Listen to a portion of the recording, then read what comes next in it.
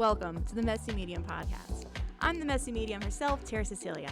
I'm here to spill the tea on all things life, death, legacy, and everything in between. This podcast, we're not afraid to get a little messy. Hi, hey, hello. Welcome back to the Messy Medium podcast. It's Terr, your host. I am very excited about this week's episode. I am going to be answering your frequently asked questions that are asked of me most frequently as a psychic medium. I have compiled a list of 40 questions. Now, not all 40 questions are going to be answered here right now in this moment. I'm going to make this a two-parter, so we're going to do 20 now and 20 next week. I just thought that this was actually kind of overdue, to be completely honest. I intended to do this in the first season, and it just didn't happen. But I think that's better because these are some great questions that have been asked. And I think it's going to be nice to kind of just get them all answered together at once, just for this first, two-parter episode. So before we get into that, though, I do have announcements. Now, I'm trying something different. I'm using my phone. Instead of looking at my notes on my laptop, I'm looking at my phone. So if you're watching the video, you'll see me look at my phone now instead. Okay, so first announcement. If you don't know, I am nominated for a Women in Podcasting Award in the horror thriller section. So voting for that starts August 1st. If you're listening to this podcast before August 1st, 2024. It starts August 1st and it runs until October 1st. So if you are listening during that time period, consider giving me a vote in that category. And if you're listening to it after, hopefully I am not just nominated, but I am the category winner. And we're manifesting it. I have a lot of things planned to kind of promote that. So keep your eyes peeled over the next 2 months for different promotional things to remind you to vote, please. I'm so grateful and thankful, and I just want to see, what can we do? So yeah. Additionally, in appreciation for, this ongoing support and this nomination, I am offering 20% off my Oracle and Psychic Mediumship sessions. So this applies to the 30-minute session slots. So to redeem that, you use code MESSYMEDIUM in the coupon section at checkout. So thank you guys so much. This is just a little token of my gratitude. Again, we're going to be doing a lot of fun things over the next 2 months to promote this and promote my sessions and services, etc., and this nomination. So let's just see what we can do as a community. I'm so excited. If you can't tell, I'm stream of consciousness just rattling out of my mouth right now. But it's fun to see your dreams come true, basically. So I'm going to do my best to answer these 40 questions. Well, 20 now and 20 later for this frequently asked question video. I'm a yapper. I like to talk. Prepare for tangents. Prepare for me to get off topic slightly, but maybe not completely. Let's just ride the wave. Let's just see what happens over the next few minutes as I answer some of these questions for y'all. So we're going to start. Of course, I have themes because I'm a theme girl. So I've kind of segmented these questions into different themed groups.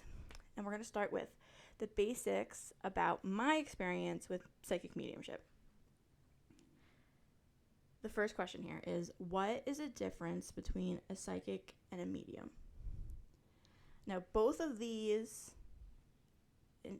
skills, gifts, I think are based, in my opinion, in your intuition. Now, being a psychic means you, to me, promote, I think pretty much the common definition is you promote different possible futures, and you see kind of energy in timelines more easily and more, either you get like audible, like hear suggestions from spirit, etc., or you can like just like see it through your third eye. While mediumship is more focused on communicating with spirit, more focused on communicating with different energies and entities, and that could be like the energy of a house or the personality of a house, or that could be literally someone's like passed on relative. That being said, I find very, very often, so extremely often, that someone is just a psychic medium, because though they overlap so much so often, I will say I think every medium in a lot of cases is psychic. I'm not saying everybody, but I'm like I've found that a lot of mediums are psychic. Now, not every psychic is a medium, but I personally believe that we can develop and hone our skills to a point where we kind of tap into each of these different abilities. Some of them, different areas of them, may come easier than others, if that makes any sense. So for me, mediumship came really easy. Being psychic kind of energy kind of needed to be developed a bit more. Intuitiveness came quite easy in some cases, but in other ways I've needed to develop it more. So it's trusting it, honestly, is trusting my own intuition is what needed to be developed, because like you're not everyone's naturally having intuitional pings. We've talked about it in past episodes. So that's kind of my feeling on that's kind of my response to what's the difference between a psychic and a medium in the condensed version, because we have a lot of questions to answer here. Next, how did you discover your abilities as a psychic medium? I would say to that, because it's like psychic medium, so it's like there's like the two parts to that. Mediumship, I was seeing dead people. It took a while to realize what was happening, but as I grew as a child, because I can remember experiences before I was able to verbalize them, so like 2, 3, and then like 3 closer to 4, I was really able to start to verbalize, like, I'm seeing this. And as I grew as a child, I began to realize, ooh, not everybody is seeing these things. So I really, honestly, like the psychic stuff and the intuition stuff,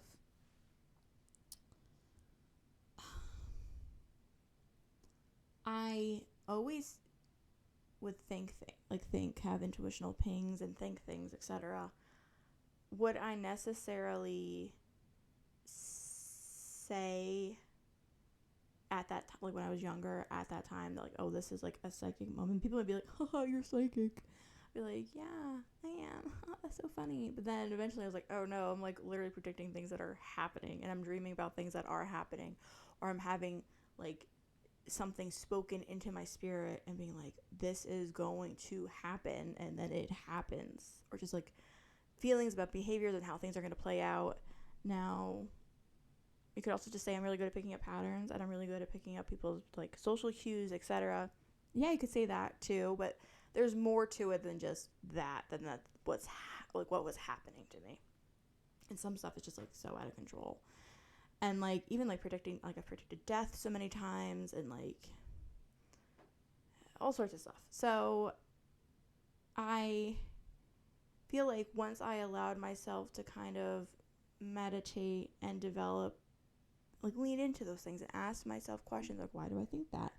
Or begin to notice like common symbols that spirit was sending to me, that kind of allowed me to develop like more the psychic side of things. Also working with my oracle cards and working with different like stream of consciousness journaling practices, that was very helpful.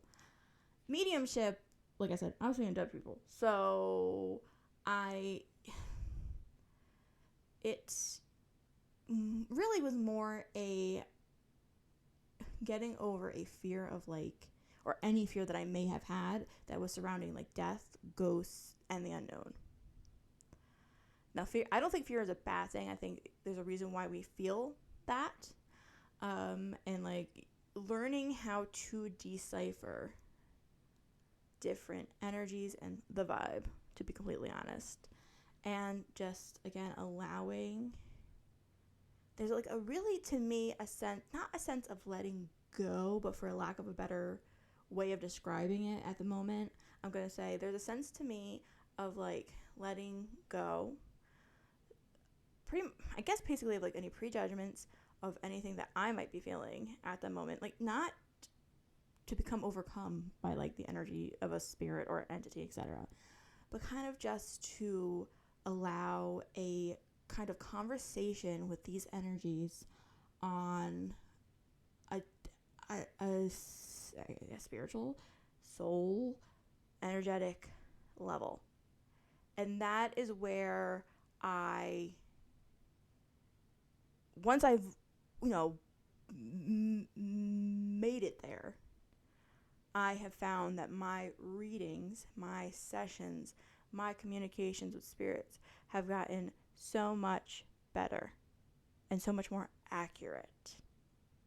The next question is, what was your first experience communicating with the spirit world like? I don't necessarily know how to answer this the best way, so I'm just going to say the first thing that came to mind.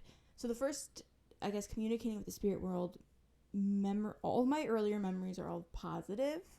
I remember being at my grandparents' house and seeing like twinkling lights around me.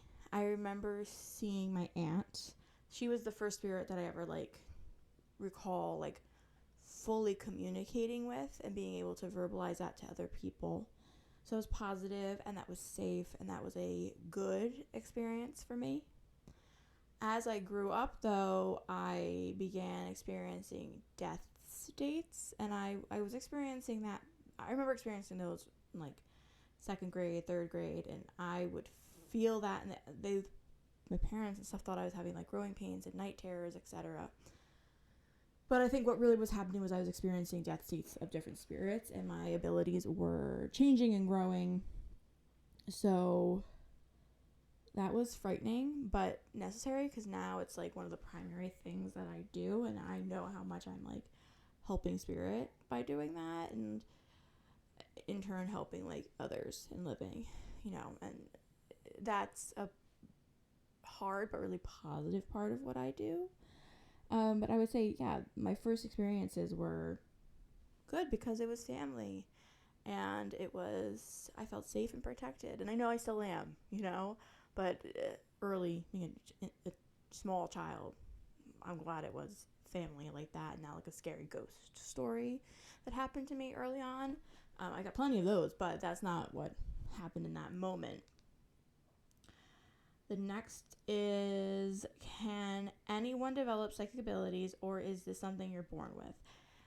In my opinion, everyone is psychic. Everyone has intuition. Everyone is psychic. I do believe that. How tuned in, how checked in, how much it's going on for you, I do think that there is, to some extent, I find a lot like family lineage for me. Very big part of it. Very big part of it.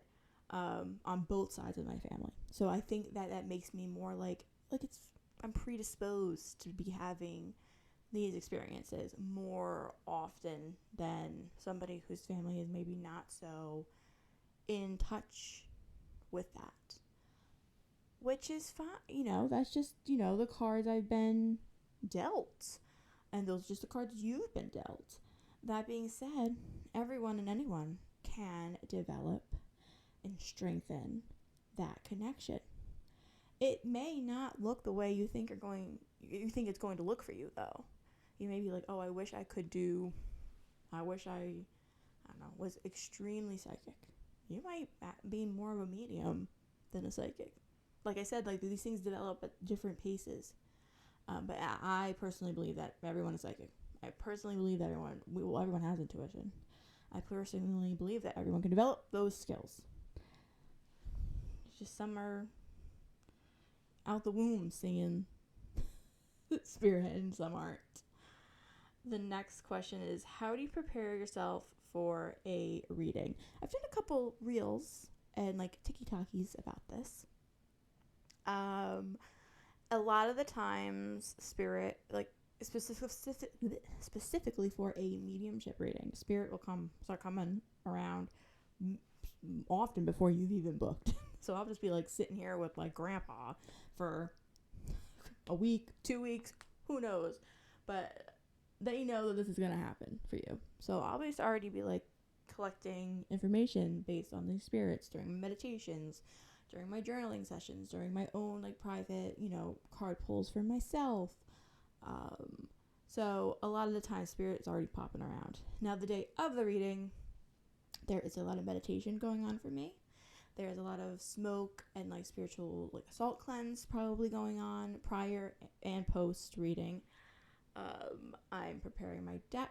I am meditating. I am journaling. I'm taking note of everything because I have found that the most random ping of intuition, like a fig leaf.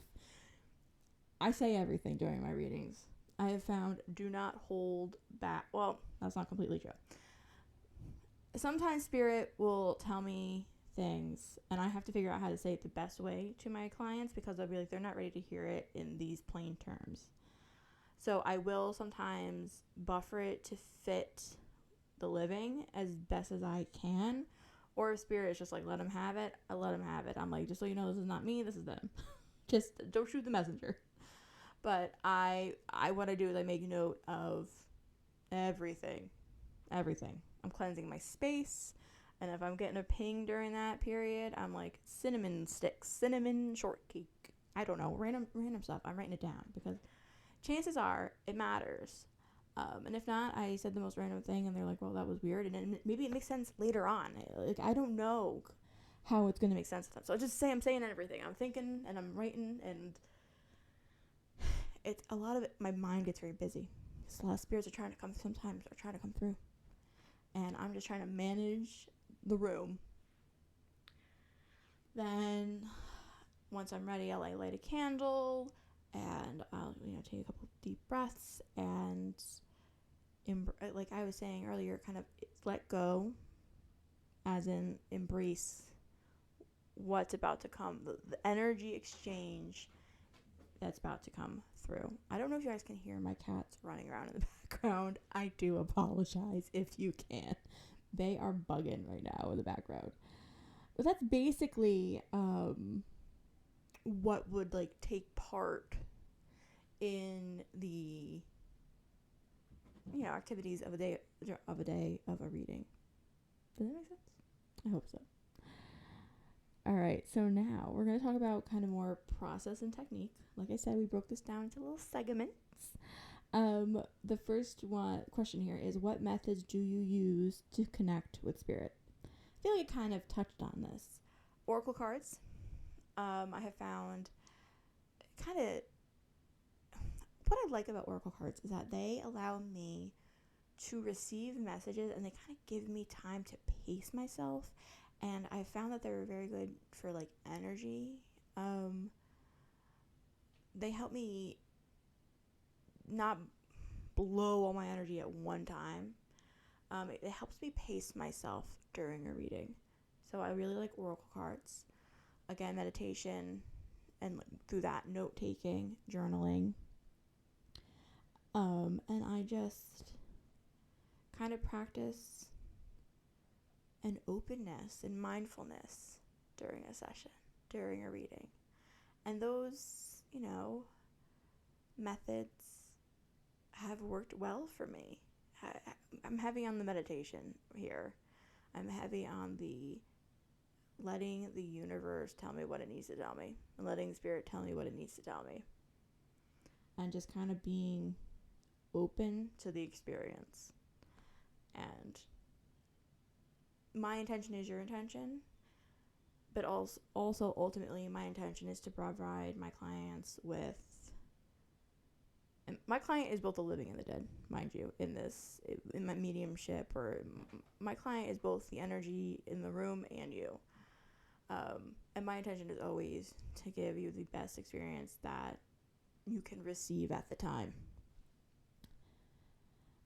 Next question. Can you describe what it feels like when you are connecting with a spirit? I'm going to say...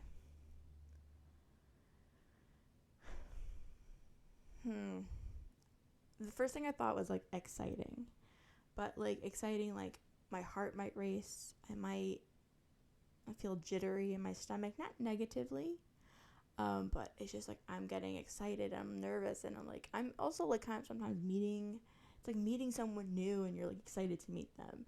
And you're excited to provide this, like, experience and service to someone. So, like, I get excited, and, you know, I'm, like, I feel that energy. And that is just so... For me, it's like fun and exhilarating, because I'm hoping that I'm gonna provide something positive for the person receiving it. So a lot of times I feel like there is that element of it. Then, you know, I might be processing their death, so that can be like heavy, and that could be hard, and like I might feel like the different like physical symptoms that go along with somebody's passing. So there's that can be difficult. So it starts usually very high energy, and as it progresses, even though I may be using my cards, I may be using, you know, different techniques and methods, the energy will dissipate, and then I will know, there will be like a sense of, I don't want to say completion, but there will be a sense of closure and peace, and I'll know that, like, all right, we can kind of wrap up with a bow this session. What needed to be said today, in this moment, has been said, and that feels good. In many cases, that feels good. And a lot of the times, any unsettled energy and stuff, that's mostly left with the living, and those are things that they need to kind of work on outside of our session. And a lot of times I'll be like, you might want to look into therapy. Like, spiritual guidance and stuff is great.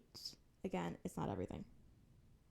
There's different there's different puzzle pieces that are going to help you get to like the most complete version of yourself. And sometimes, you know, a psychic reading and like ongoing spiritual guidance and sessions is great, but you might want to pair it with acupuncture. You might want to pair it with Reiki. You might want to pair it, you know.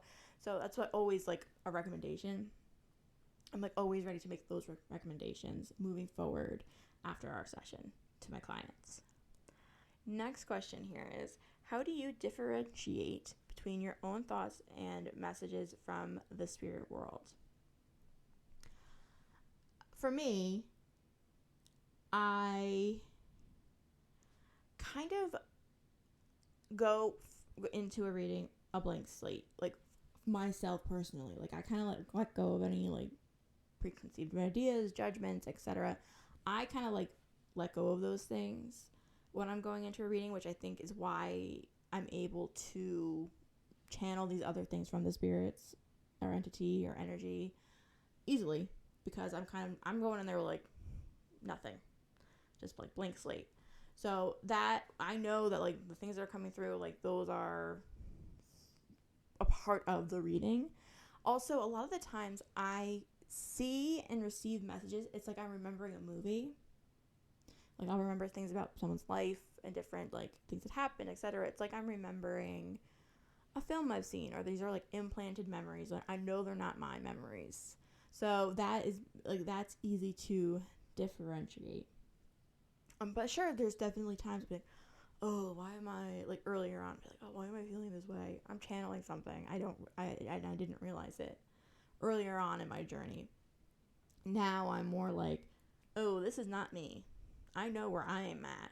This, whatever it's being experienced right now, is the spirit or this, that, or the other thing, or the memory, or like residual energy, etc. So I'm able to be like, hold on, let's recalibrate, or like I need to set some better boundaries. Because boundaries are very important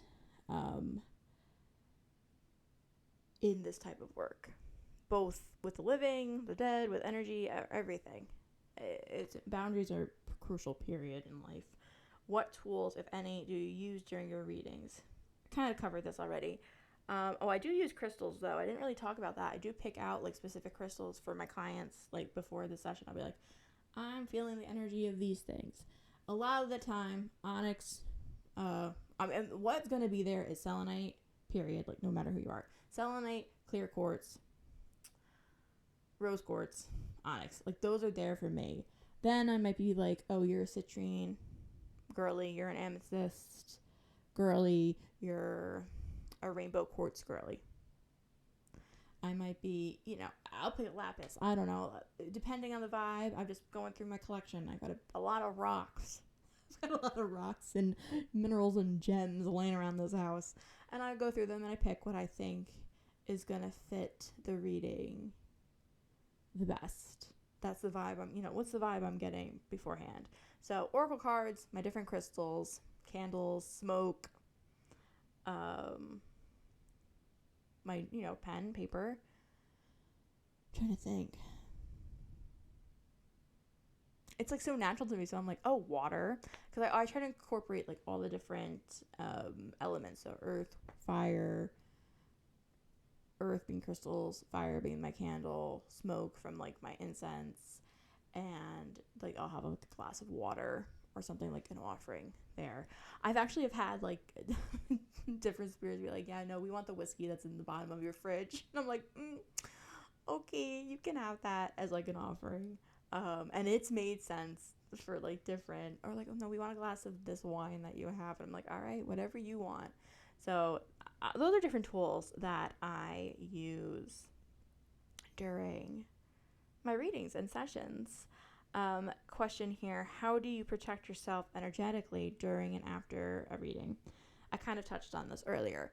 I'm going to do a salt cleanse. So I'm going to wash my hands with salt. I'm going to wash my body with a salt, like a salt water scrub prior to a session and post session, because salt is, I think, probably one of the most powerful minerals on the planet, and is cleansing, and it is powerful.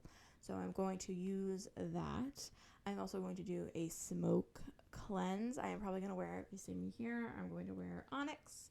I'm going to wear obsidian to kind of protect myself from any energies that I'm, not necessarily interested in having in my home. So I'm also going to use like a protective prayer prior and post reading.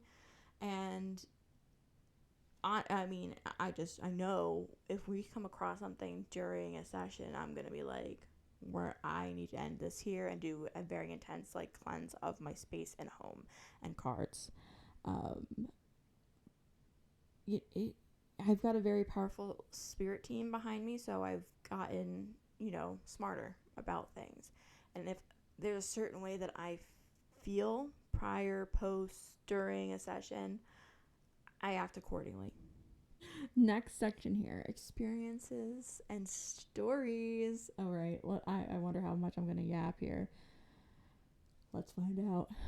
What is the most memorable reading you have ever done? Oh boy.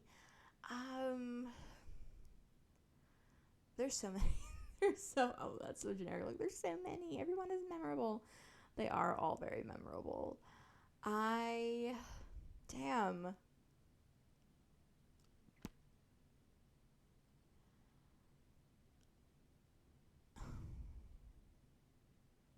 There's just been like some, I don't know if there's like a whole reading that's ever just been like so memorable. Because again, they all have like different moments that I'm like I'm like, wow. I have this one client and I cherish her so much, and her son came through and he was like flirting with me, and I was like, damn, you can have this much chemistry with a Like, you can have this much chemistry with somebody who's not physically here. I loved that reading, and we had such a great session together. I've had, like I mentioned last week, I had a client who I did a session with. Their loved one came up to me with a donkey, and I was like, a donkey? Like, what are they doing here? That came through, that, I was like, wow, and it was relevant, and it made sense. Like I said, the spirits requesting specific drinks that are relevant to them and when they were living. One time I had this older gentleman, but he showed himself like younger, waiting for his wife, like he was waiting at the airport with flowers. And I remember just like portraying that to the family, and it made perfect sense. And that was like, so I like so much got the essence of who they were when they were here, that was so memorable. Going like real time through a death state with clients, that's always memorable. One time I went to a house, and it was for an estate sale, and I like walked into a room, and I knew not just one person but 2 people had died there. And I ended striking up a conversation, and I was like, they died in this room, and they're like, yeah. And I was like, yeah, I know. And God bless whoever bought that house, because that place needed literally an overhaul of like spiritual cleansing. But yeah, there's so many different memorable things that happen doing this, because it's just out there. I don't even know like how to really I hope that answers the question. Everything is memorable. Everything is amazing as it's happening. Next question. Have you ever encountered a spirit that was difficult to communicate with? Yes. Many times. Many times. You might want a reading. Not every spirit wants to communicate. You may be wanting to communicate. They are not always in the mood. They are not always open and receptive to this experience. And a lot of the times, I know they're there, but it's like they're standing really far away. I like see a group of people, or I see people, I'm like, they are over here, this is their description, this is the vibe, but they are not coming. Does this make sense? Or like different things will come through that'll be relevant. And they'll be like, yeah. Or I've had a couple different times, like, we're not talking to you. Like, they're still holding on to kind of judge. Sometimes they're very religious, and they're like, we don't believe in this. And I'm like, it's happening though. I'm going to respect you, but this is obviously happening. So communicate. Here's the opportunity. No, they're like, we're coming, or they'll be like, we're already coming through to them. They need to do it themselves. Like, all right, I'll tell them, like, these are the things. Or I've had, we only want to speak to the man of the house. And for whatever reason, men are not always, most of my clients are women. They're not all women, but most of them are women or female presenting. So when spirit's like, we want to talk to the man of the house, I'm like, you need to tell your boyfriend to book a session. You need to tell your husband to book a session, because they don't want to talk to you. They want to talk to them. That happens a lot. And it's like more older school spirits are kind of sometimes a pain in the butt in terms of that. But yes, I have definitely had those energies be difficult to communicate with, and those, messages not be as well received on either end in the past. Here's the next question. What is one of the most profound messages you've ever received from the spirit world? I remember, this one just comes to mind. I remember one time I was giving a reading to someone, and it was a mother and a daughter, and the mother was older. I'm talking to her, and I'm communicating with her father. This is old school. And in the midst of communicating with them, and these messages, all of a sudden, I just turned to the daughter, and I'm like, your daughter's pregnant. And if she's not pregnant, she's about to be. A spirit is coming back. And literally, I think it was like 2 weeks later, she texted me. She's like, my daughter is pregnant. and this is not something they were expecting, like, at all. She's like, my daughter is pregnant. So now the baby's kind of grown up a bit, and the mother, who's now a grandmother too, is like, we think it's my son, like, who passed away very young, had been reborn in her daughter's now son. And he'll, like, look at pictures of his uncle who's not with us and be like, that was me. That's me. Do you remember when we did this? So I think that is very interesting because it was so many layers, and I'm not expecting to get any messages that I'm getting during a reading because, again, I'm just open to the experience. But that one was a happy one because it was a new life being brought into the world. So I feel like that was very profound for multiple generations of people. What has been your most challenging experience as a psychic medium? Being a psychic medium is like trying to sell the air, because yes, these things are happening. Yes, people believe. Yes, there is, like, proof here, but a lot of people, like, are skeptical of me. I appreciate that and I expect that, but I'm not lying, and I'm an honest person, and, like, I'm trying to explain all these things and help people, and it's sometimes I just feel like, what am I doing? What is going on here? I literally, like, I started my career in fashion, beauty, tangible proof things, writing, creating, those, like, something you can see and you can get, I don't want to say accolades for, but, like, I'm moving up the corporate ladder, like, proof. And to me, speaking about myself, like, I like being able to be like, all right, I did that, check the box. That is not this job. So that is challenging to me, defining what the hell I should be doing. And I know what I'm doing is what I should be doing. Like, I know that on one side of my head, but then the other side of me is like, what is going on? Like, what's the next move? Because there is no plan. Like, there's a plan, but there's not, like, I can't sit there and be like, check this off. Like, so I think that is challenging for me, and, like, I'm not a liar, and I'm not trying to deceive anybody.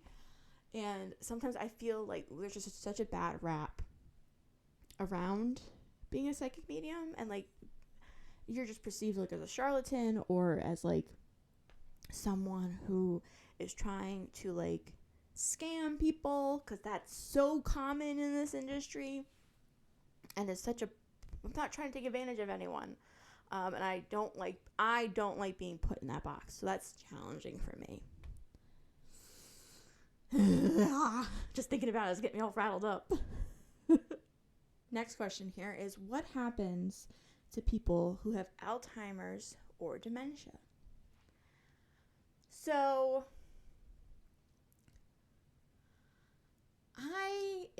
I worked in a nursing home, so I saw a lot of people with Alzheimer's. I saw a lot of people with dementia when I was working there.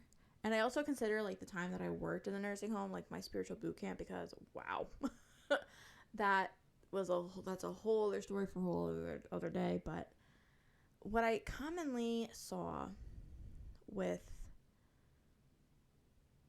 Alzheimer's and dementia is that, first and foremost, I personally think it's harder on the living than it is on the person that's happening to, because they just slip away into their own worlds, or they lose parts of themselves. And I feel like the essence of who they are is there. It's buried deep within them, or it passes on before their physical vessel does. But their essence, their truth is safe. I kind of think it, like, kind of fractures off, and for whatever reason, their mind, quote unquote, and body are still left here. But I personally do think that they are, that the essence of who they are, their soul, the spirit, it's in there. It's either buried deep or it passes prior. And I don't feel like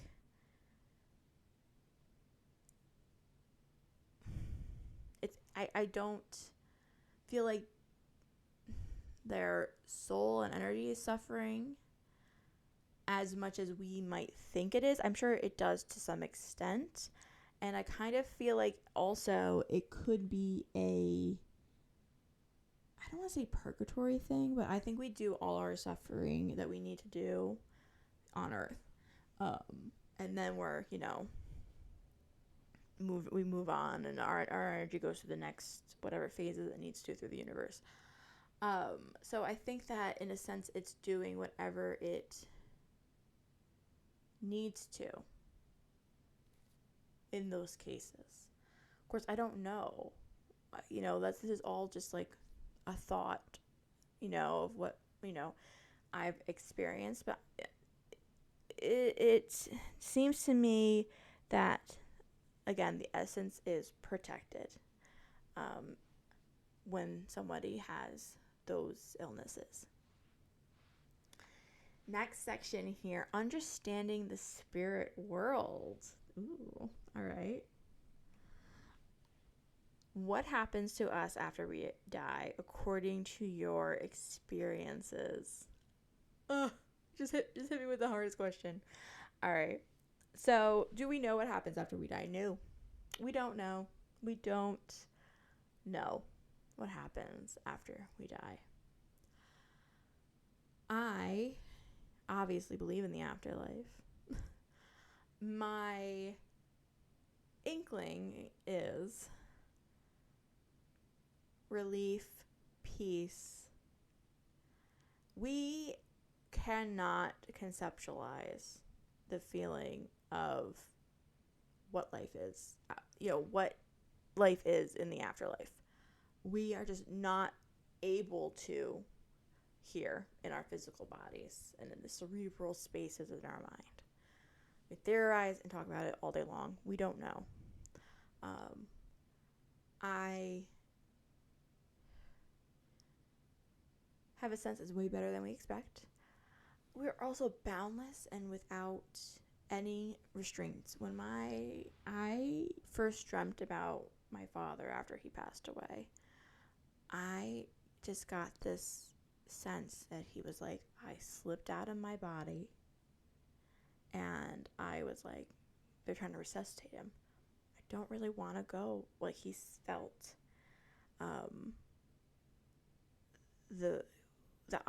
the freedom and the step away from suffering. And we understand. I think we understand things when we pass on a way broader, more than a 30,000 foot view.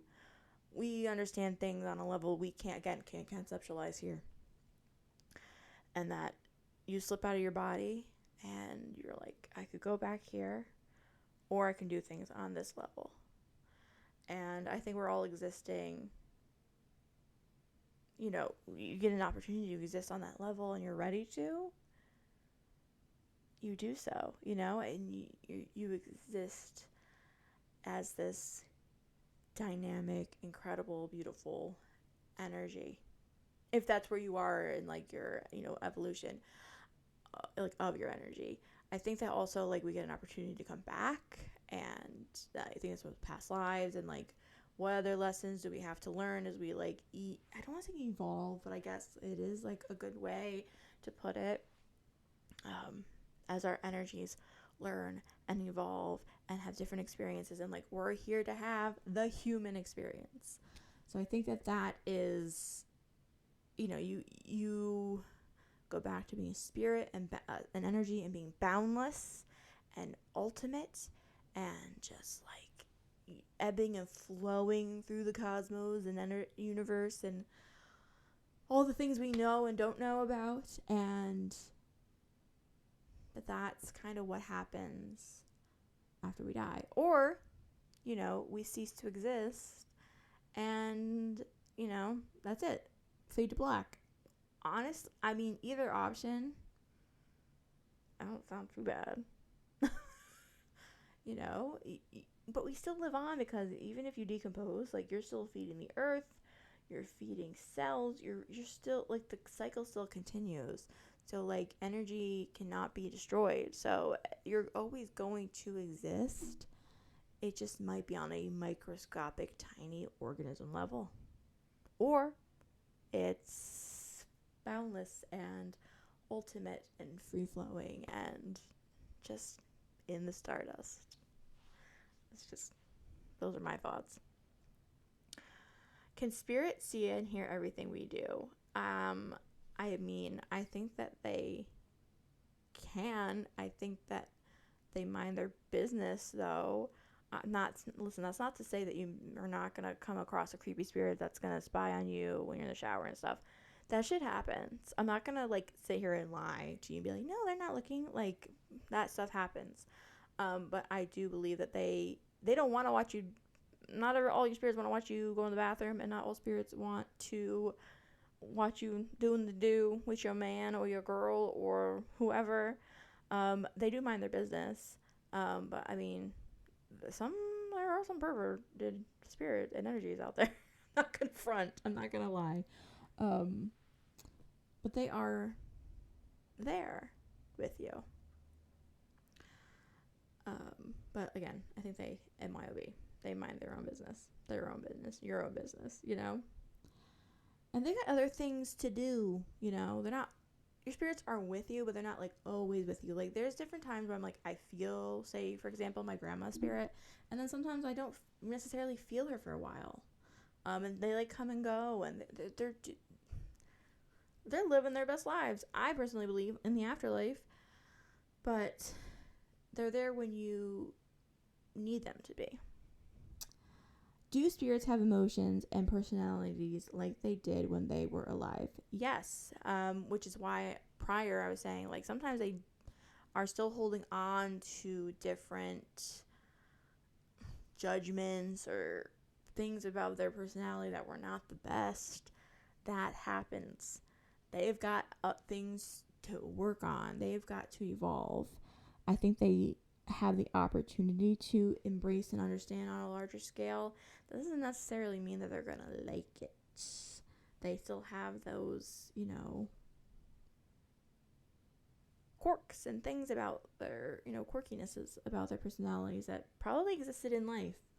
And I think that probably happens until they've gone through life a certain amount of times, that they are enlightened on a certain scale. Is there a difference between ghosts and spirits? That's a good question, actually. My initial response is yes, but I don't necessarily know if I even believe that.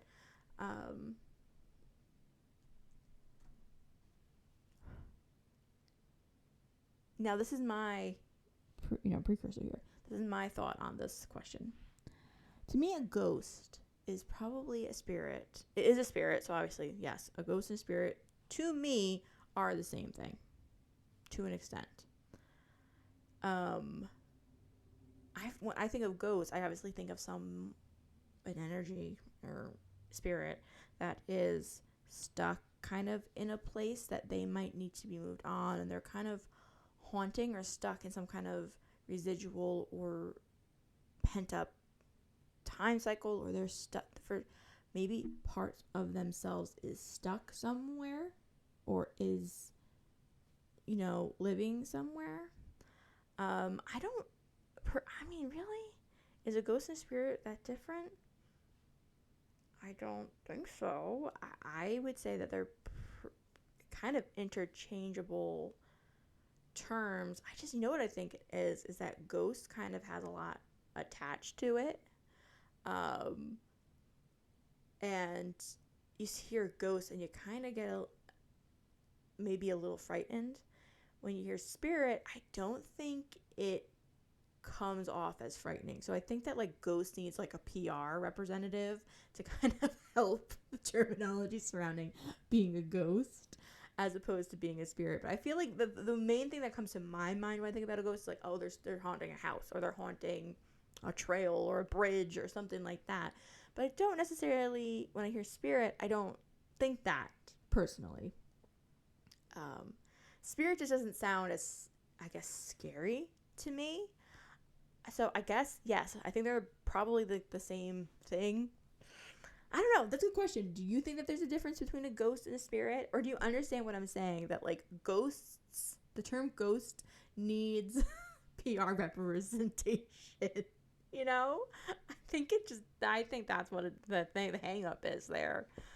The last question here. Can spirits influence the physical world? If so, how? I'm going to say yes, spirits can influence the physical world. Now, I guess if you're feeling different things, that's influencing your physical body. So you might be channeling and receiving different energies, and are influenced by a spirit that way. You also have them leaving you pennies, flowers, signs, symbols. That is manipulating and using their energy to influence the physical world. Those are just some of the examples I can think of right there. Leaving you dimes, pennies, yeah. They, I don't think it's going to be all the time necessarily, but I've certainly have seen spirits and ghosts influence and move things. That being said, it kind of also reminds me of poltergeists. So a poltergeist is German for noisy ghost, I believe.